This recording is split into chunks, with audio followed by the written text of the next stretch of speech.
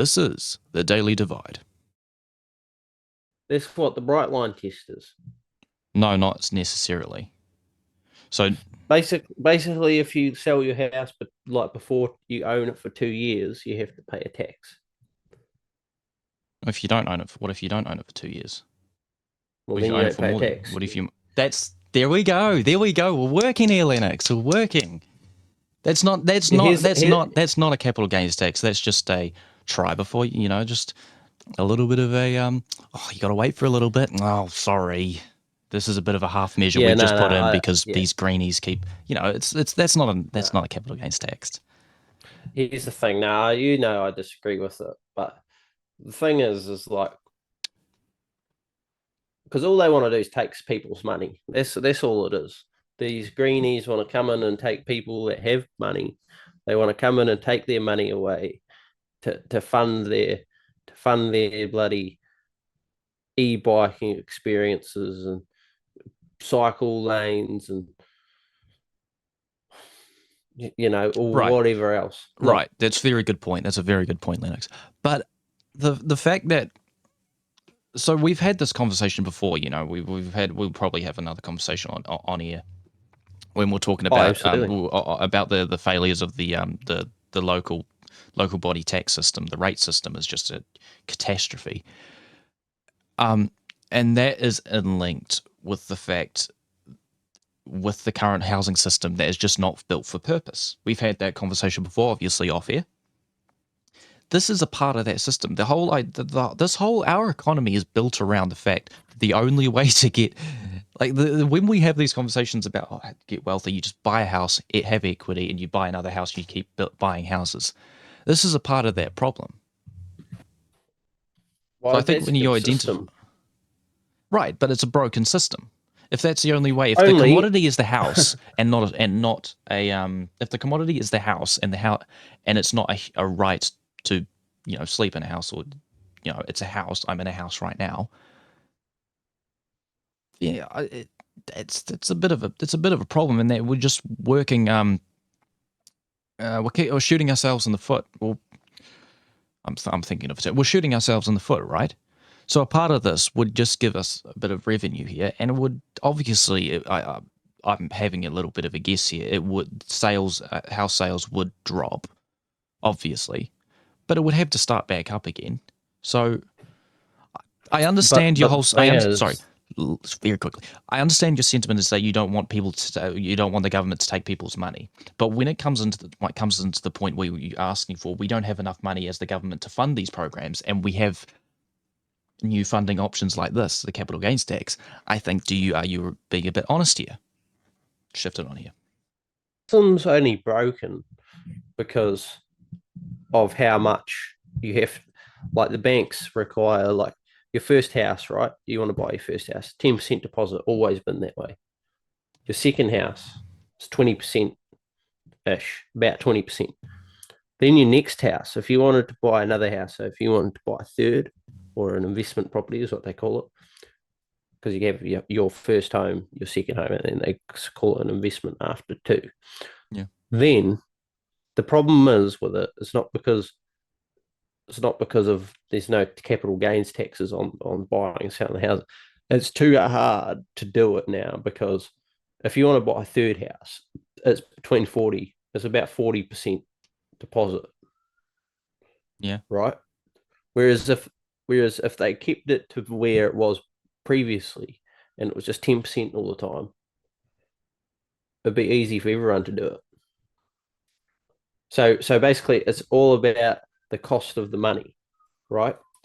That's so Right. So are you saying that interest rates are too high, or are you saying that the I'm saying the lending threshold, the restriction. lending restriction? Sorry, I Hmm. misspoke there. Yeah, yeah. So Misspoke. so basically, if it was 10% or even 20%, maybe like it's still a lot of money.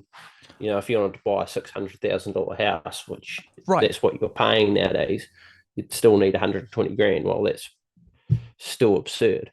Right, but doesn't the cost of the house come into the fact that it keeps changing hands, and the value keeps shooting up? The fact that multiple people, you buy it, you sell it. That's how you get money, especially in this country. Isn't that come into factor of the cost of the house, right? Well, sure, that's probably a factor. But what we should be talking about is, I mean, I've gone off a bit, but what I'm saying is taxing people for it is like, I wholeheartedly disagree with it because it's yeah, I don't like I say, I don't like the government taking people's money, and I really hope that National sticks to that. Well, they won't do it CGT, obviously. That's not going to be their MO. That's obviously not going to happen. Well, the man who's running the show at the moment won't let it happen. Good man. He won't let that happen, which is good. I hope so. I hope he doesn't change his tune, but it's all about the frickin' goals. But it comes into this point. It sounds like you see the problem, but you're not willing. It's a bit like National here. It's very similar. Good job. But you're identifying the problem, but you're not. But you're ignoring the solution, or a part of the solution, rather. So you're saying that the housing system is screwed and there's not enough supply and demand, while also saying that a capital gains tax would be a part of could fund the government for other programs, but you don't want to do it because of a principled position that it would tax your base, which is landlords and higher income individuals. No. The thing is, investors. I don't think having a capital gains tax will help it at all. That's what I'm saying.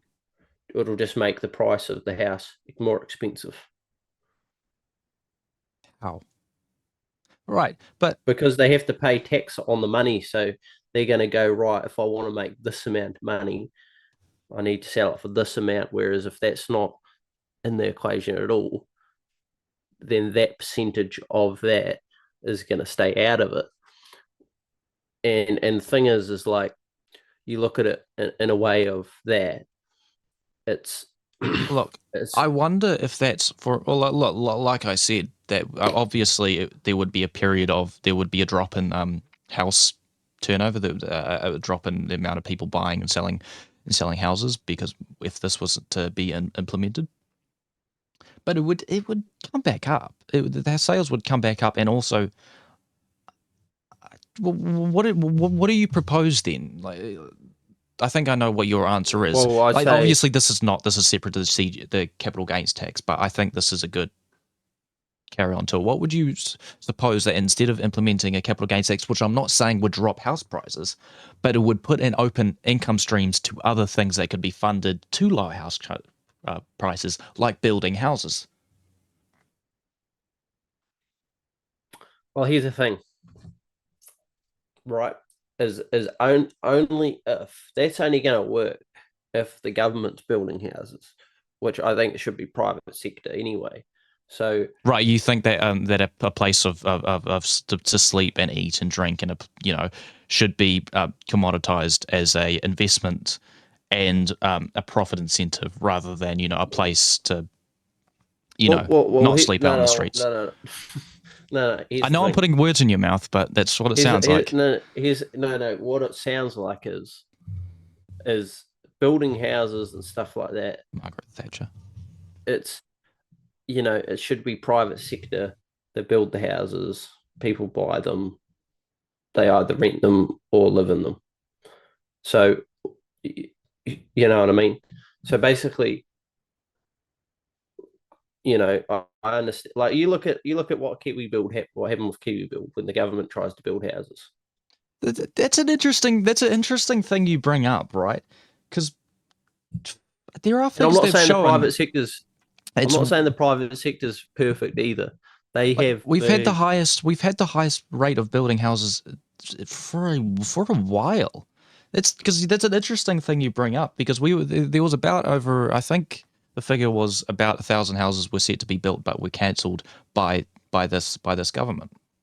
So there are houses being built, but the answer seems to be to cut rather than No, but here's the thing: is those 1,000 houses that you say got cut by this government? It's not exactly. They would just, yeah. But what I mean is, they're not gonna. They will cut them from their books, but those 1,000 houses will still get built by the private sector. Right. But these are social housing. These are state housing. Housing that, the overall tax, not tax, rent would be lower than usual because they would be subsidized. So that comes into the cost of living. Here's the thing. Separate argument. I know, separate argument. Yeah. Everyone struggles with that, but what I'm saying is those houses are still going to be built. Okay, everyone. Lennox, everyone. Everyone struggles with the cost of living. Luxon struggles with the cost of living. Oh, well, I know you. David Seymour Crowley. I know I don't. I fucking live in my parents' house. I'm not being honest here. I'm being honest here.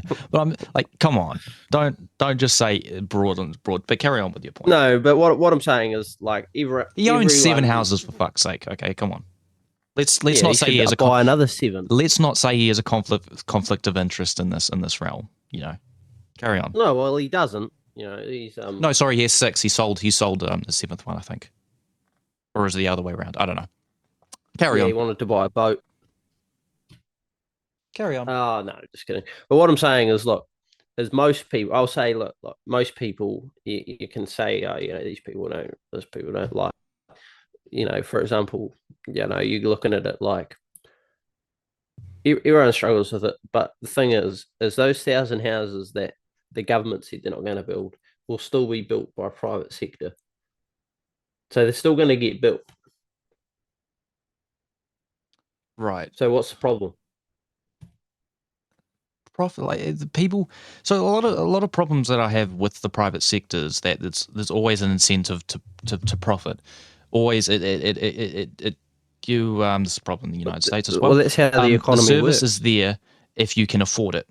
So obviously, something like a house should be a right, a place to sleep. Not even a house, but an apartment should be a right. You should have a shelter. You should have a place to sleep and eat and shit and all the above.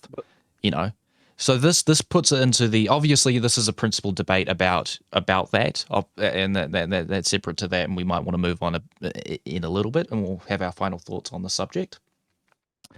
But I think you're shifting it into the fact that you want to continue with the current system we have, but with a slight change, no change at all. Like you want to build more houses, but you want to keep the investment system, which would still bring up houses, and could possibly turn into a New York model where there's empty apartments or empty houses, but they're too bloody expensive for people to pay for. Well, it's already like that, but here's the thing. Yeah. Yes, thank you, Lennox. Here's what I'm saying. You're not getting what I'm saying is that's not the problem. We need to build more. Yes, no, I agree. I don't believe it's the government's job. I don't believe it's the government's job to do that. I think it's should be all private sector.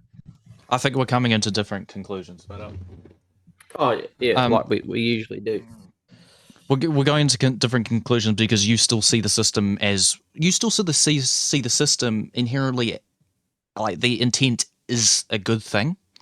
I see it as I see it as broken, and having housing as a commodity, as having something as an asset that you trade. It's broken, and we agree it's broken. But you think that you think the engine's blown up. But you think the tires are just flat. But you think profit is above having a place to sleep. Well, if I make profit, I can have 5 places to sleep. There we go. Okay, let's move on. Well, no. You've made your point. You've made your point. You made your point very well, my good sir. My good sir, you've made a very good point of what your standpoint is. Need I say no more? Need I say more? No more.